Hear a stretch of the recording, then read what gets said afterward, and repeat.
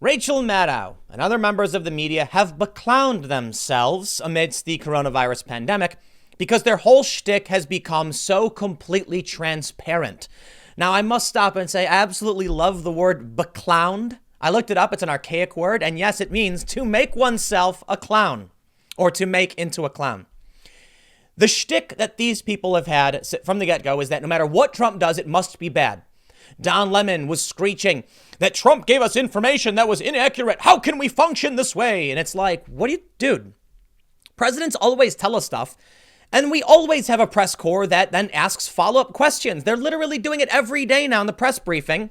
And of course now, because Trump has been optimistic and talked about things that are factually true, it must be wrong. Now, the reason I say they're beclowning themselves is because the American people are supporting the president. So who are you catering to? The minority, the people who aren't paying attention? Or are you creating the group of people that are angry right now? I'll put it this way. You may notice my shtick. I'm often criticizing the media when they do things that are dumb. It's very apparent. We all kind of do our things. But I got no problem saying over and over again that there are really good journalists who do a lot of work, and I follow a lot of these same outlets. But some things are just so apparent. The majority of Americans right now, 55% according to ABC, support the president's action. We have the Morning Consult poll. We have the Harris poll. They're all showing the same thing. Most Americans support the president's actions. I have to wonder then, if the reason we are seeing 43 or so percent of people disapprove of Trump's action, maybe it's because of people like Rachel Maddow, who must always pretend that literally everything Trump does must be bad. Here's the Daily Mail. Rachel Maddow demands that networks stop airing Trump's press conferences about coronavirus crisis and blasts his fairy tale promises about malaria drug to combat the pandemic. Oh, heavens, Rachel Maddow. It's the end, they say. Trump is that bad. Is he really that bad? Let me give you a dose of reality. Before we read into her nonsense, Donald Trump mentioned hydroxychloroquine and azithromycin. That's an antimalarial drug and an antibiotic. When taken together, according to a French study, they're seeing promising results from a small sample size. Now, Dr. Fauci says there's not enough evidence to say this is actually an effective treatment. So Trump is a bit, he's a bit optimistic, to say the least. So let's break it down in a fair way. Trump is saying we have hope. This may work. We're trying to get it through the FDA. Let's make it happen. We know these drugs are already on the market. Hydroxychloroquine is it's generic, so it's really easy to make. Or there's a generic version. Azithromycin is a common antibiotic. What we need now is for the FDA to approve it specifically for use in COVID-19 cases. Dr. Fauci pushed back on that. It's really that simple. It's not the end of the world. Trump's right. The study exists. He's excited about it. What should we do? Screech and say the end is nigh, there's no hope? Well, what Rachel Maddow does, because the only thing she can do is criticize the president, is very obvious. MSNBC host Rachel Maddow has demanded that networks stop airing White House updates about the coronavirus pandemic, excoriating President Donald Trump for making optimistic promises about an unproven drug to treat the infection. I know we ought to be getting used to this kind of thing by now, but I'm not, Maddow said on her show Friday night. President Donald Trump today, again, just flat out wrong in public about his malaria drug that has gotten stuck in his mind quite some distance from the facts. Maddow was referring to Trump's sweeping claims about a malaria drug called hydroxychloroquine, which is being investigated as a potential treatment for coronavirus patients. While Trump has boasted that the drug is very powerful and could be a game changer, the government's top infectious disease expert, Dr. Anthony Fauci, made clear on Friday that there is not enough evidence yet to show that it is effective. But it's promising. I mean, I don't know what people are freaking out about. I don't get it. There's nothing here. This is completely irrelevant. You may have seen something quite funny Donald Trump did. At the podium during a press conference, he said the State Department, or as some people like to say, the Deep State Department, he made a joke. Man, can't you have any levity?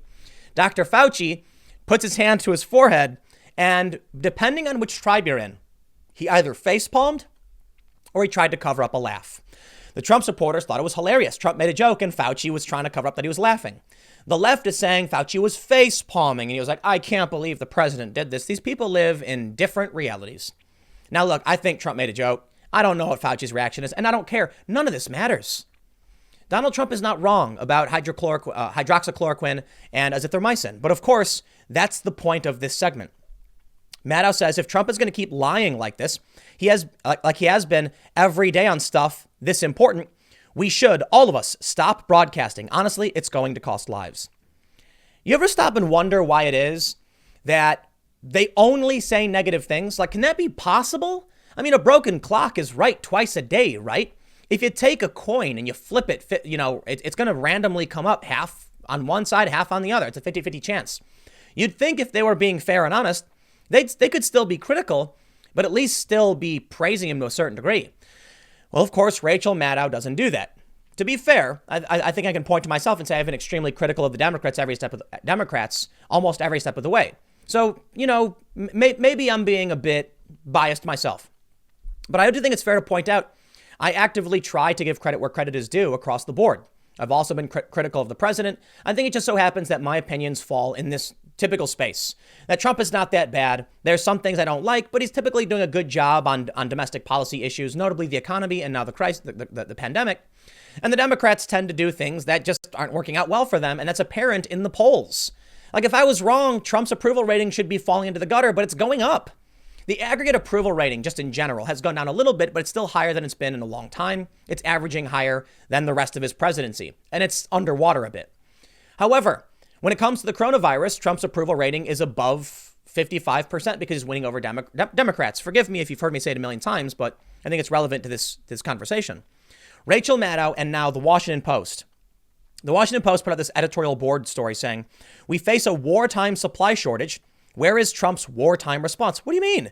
He invoked the Defense Production Act. Calm down. It's like it's been a day, man. But this is the media's game. The Washington Post, and particularly Rachel Maddow. Rachel Maddow for years, it is so infuriating, screeched Russia at the top of her lungs with insane, paranoid, delusional conspiracy nonsense. That was proven wrong. And here she is today, without skipping a beat. The orange man is bad. The orange man is bad again. No matter what the orange man does, it will always be bad. Okay, you know what, man? I get it. She has beclowned herself one too many times. That's the only thing she can say. I don't know what you would expect from a media that's built upon this narrative. When you come to the internet, you'll typically find a lot of people saying, they're biased things. You're going to find personalities that are on the right or on the left. Someone like me who is policy-wise a little bit center-left, but typically criticism-wise very critical of the Democrats for a lot of different reasons. But I have no problems. I've said it over and over again. Donald Trump's response early on in the coronavirus was weak, and I'm very critical of it. I said more distasteful things, I guess, a couple weeks ago. And I've also been critical of a lot of the Trump supporters that have been downplaying this. I just don't care. I'm going to say what needs to be said. So why is this so difficult? I guess it's because Rachel Maddow runs a business and she doesn't actually care. She's playing a character, right? She's essentially Stephen Colbert. But the only problem is that people don't realize it's an act. Now, look, I get it. She would come out and be like, it's not an act. I mean this literally. These are my opinions, blah, blah, blah. Okay, dude. Look, I'm just going to say, I find it very strange if somebody would support or oppose someone literally no matter what they do. Like when Trump gave a statement saying that travel from Europe was being suspended, they said, he's inciting panic. The orange man is bad. And now that Dr. Fauci is saying it, they just shut up. Okay. Well, I'll defend myself a little bit. I praised Elizabeth Warren when she called out big tech. I praised AOC when she called out big tech. I praised AOC when she called for ending, this lobbying, this revolving door lobbying stuff. I tend to be opposed to people who say dumb things. I've criticized the president over and over again, and I've even got some of it wrong. And I've had a lot of Trump supporters call me out. Like, I was very critical of Trump when he did the thing with his arm, making fun of the reporter. And then people started getting mad at me because it turns out I was wrong about that. So I try to, base my opinions off of various media outlets and figure out what's going on. But, I shouldn't even make it about myself. I think it's just really hard to function right now when we're dealing with a legitimate crisis and we have a media that just will say literally the same thing no matter what. It's predictable. How much do you want to bet? Tomorrow night, Rachel Maddow will go on the air and she will say, Trump did this. This is bad. Like Don Lemon did. They say, I don't know if I actually care to read the rest of the article. We have this story from the Washington Post. Let me read you their conclusion. They say President Trump suggested in a news conference this week, the shortages are a problem for the governors to deal with. The federal government's not supposed to be out there buying vast amounts of items and then shipping. We're not a shipping clerk. Then on Friday, he said the government has ordered the production of millions of masks and that these would be delivered directly to states. He offered contradictory statements about the Defense Production Act. We know what it is. First asserting he had invoked its authority and then saying he had not used it because companies had responded voluntarily. It's not contradictory, man. Trump invoked the act. Okay, he's saying, I am asserting my right to use this. And then he went to the factories and looked and they said, they're all doing it. Okay, great. I don't need to actually assert authority under the act. How is that so hard to understand? I'm sick and tired of all of this, you know. It's been a really trying time in this industry right now and for everybody. I understand everyone's dealing with the harsh impacts, but this is the last thing we need. Look, every single video I do about coronavirus on this channel is, well, I shouldn't say every single, it's like 95% demonetized, no income. And it's really, really frightening. But guess what? I'm going to keep talking about it because it's the news. YouTube is actively choosing to shut my business down. I could pull a Rachel Maddow and just say, how about I talk about something else to make some money? But I don't want to do that. I want to talk about what I think is important. And that means I lose income because of it. It's seriously been bad. I posted on Twitter. Go look at my Twitter. It's just a wall of YouTube saying we've confirmed you cannot monetize any of this content. And I'll keep talking about it. And if it comes to the point where YouTube says they're going to ban me outright because they don't want anyone talking about it, then so be it. I'm not here to play games or just chase the numbers like Maddow or the Washington Post is. Whatever. I got a couple more segments coming up in a few minutes. I'll see you all shortly.